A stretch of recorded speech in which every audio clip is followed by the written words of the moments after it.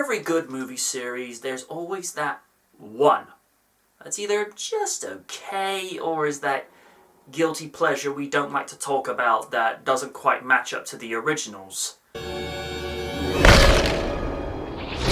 Oh yeah, it's that kind of guilty pleasure. Time to go back to 2001 for the third installment of Jurassic Park as we review Jurassic Park III.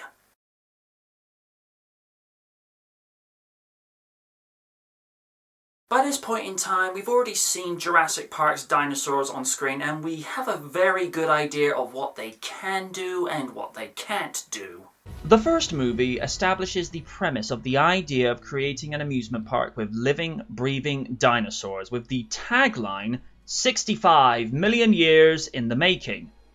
There was no movie like this of its kind before its release, and when you look back at it today with the CG and full motion effects of the creatures, it has aged surprisingly well and is just as breathtaking today as it was in 1993. Put together with a decent story showing the harrowing dangers mixing dinosaurs with human drama made this an unprecedented hit at the box office. 4 years later, we see the advances in CG and the interactions of human actors with fully working dinosaur models, and seeing the story taking on a much more action-orientated plot as opposed to the original that saw a dream come crashing down and seeing a struggle for survival, which was kind of a metaphor that man is sometimes responsible for their own undoing. Jurassic Park created dinosaurs, and dinosaurs go on a rampage against their creators. Lost World had the sense of there was no order. You have two clans, one of dinosaur advocates I only want to observe, and the second being harvesters for dinosaurs like they're looking for a cheap soda in a bargain bin.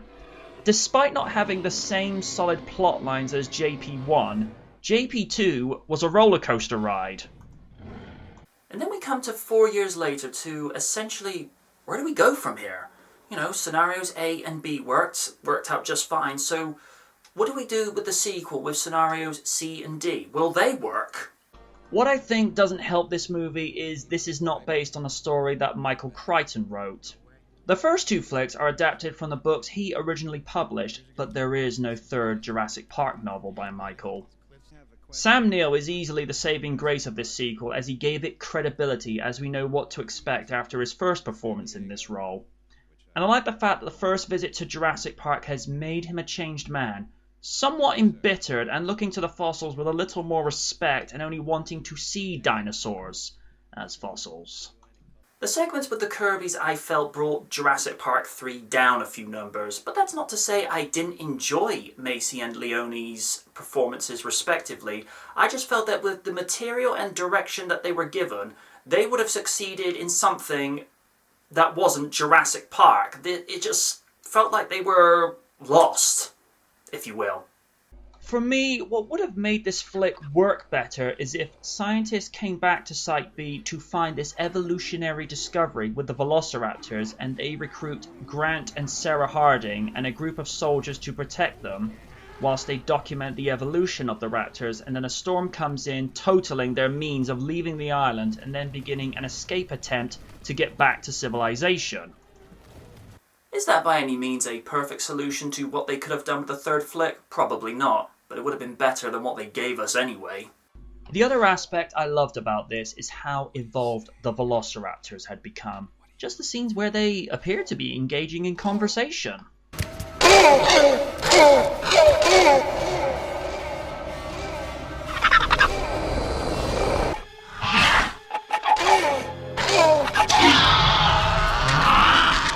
Also, whoever thought it was a good idea to have T-Rex versus Spino in the early act of the movie should really have thought it through. That would have served better if the Tyrannosaur would have been hunting them along with the Spinosaur in a similar vein to how the Tyrannosaurs were tracking the advocates and hunters from the second movie. And another thing, where were the other Tyrannosaurs? Continuity, ain't it grand? So, story had a lot to be desired, but it could have been worse. A lot worse.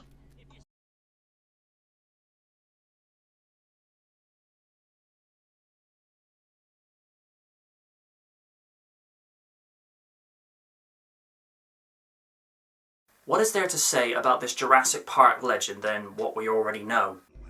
Sam's performance is first class all the way, and he really steps back into his role so well. It's like they made this flick just after the first movie. Sam is able to give an excellent performance of a man whose perception and understanding of dinosaurs is changed forever because of his visit to John Hammond's theme park, and seemingly not for the better. Either way, you probably won't get off this island alive.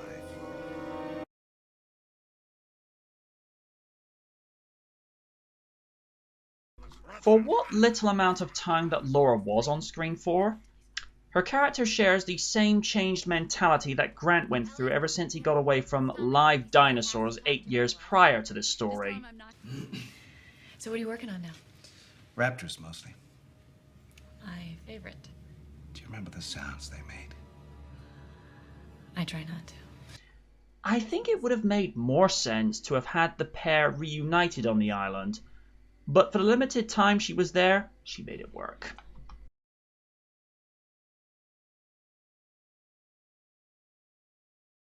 I never got the sense that Mrs. Duchovny was putting her full effort into this, as her performance came off as being rather wooden. Oh my God. What is it? It's a bird cage. For what? Again, it comes down to material and direction that they're given, and on this occasion, not so good.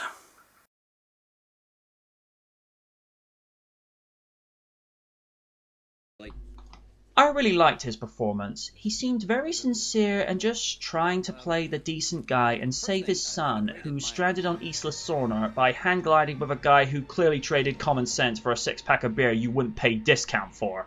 But I digress. Macy just gave what I like to think of as an honest performance where you believe every word and action he made. And that's a rare thing.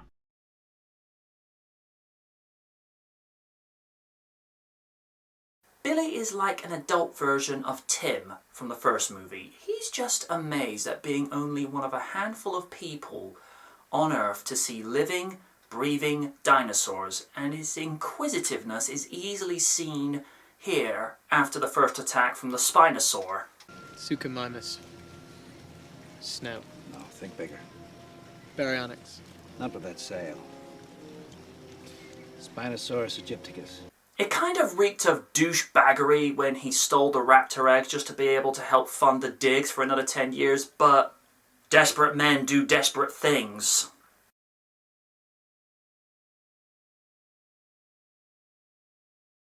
As we've come to expect from ILM for its Dinosaurs for Jurassic Park, it's another first-class performance, as once again we see CG creatures looking authentically real and blending into their surroundings. That's all that needs to be said.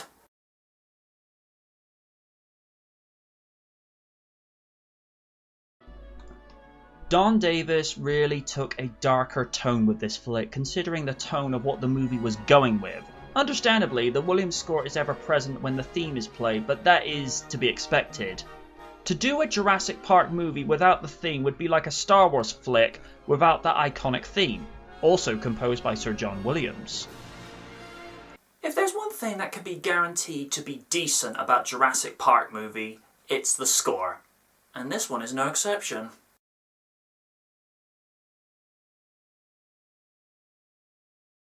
This sequel is by no means perfect, but considering what had gone with the first two, they were a really tough act to follow, so that said, I can't be really too harsh with the end result. However, I still maintain that it could have been a lot better and it could have been a lot worse. The story and pacing is at best entertaining enough to keep you interested and to be thrilled when the dinosaurs are on screen. As mentioned before, Sam Neill was the saving grace and gave you a reason to watch this, based on the great performance he gave 8 years prior to this.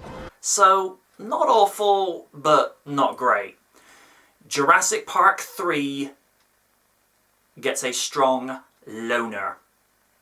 Until next time.